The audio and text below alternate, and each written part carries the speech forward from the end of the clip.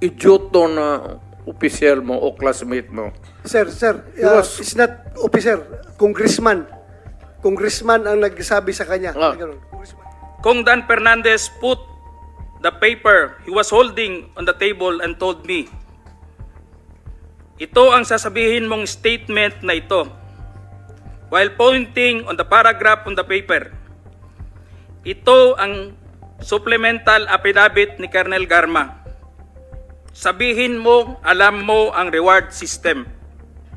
I-confirm mo lang. Alam mo ano ang ginawa nung ulol na yon? Subornation of perjury. That is a crime. We went silent for a while. And then Kong Dan Fernandez said, while holding the affidavit, saan ka pwede?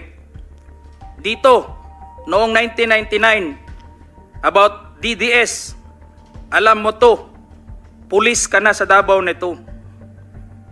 I politely told him that I was not still with the PNP because I was working with the Bureau of Jail Management and Penology in 1999 that time. The meaning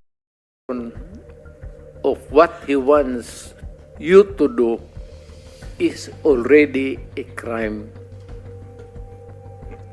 under the revised penal code. Kung Abante asked me how many years those still I have with the PNP, I answered, I still have 4 years before my retirement.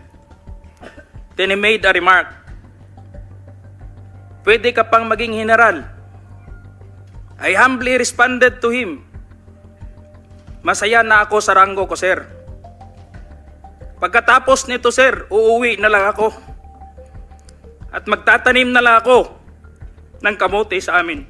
Yung inuudyok mo yung tao na mag-execute ng affidavit falsely or making a false narrative, subornation of perjury. Hindi ko na kailangan yung affidavit mo. Your narrative here is under oath. Hindi ko na kailangan yung affidavit mo. All I have to do is to take out your statement, the basis of filing a case.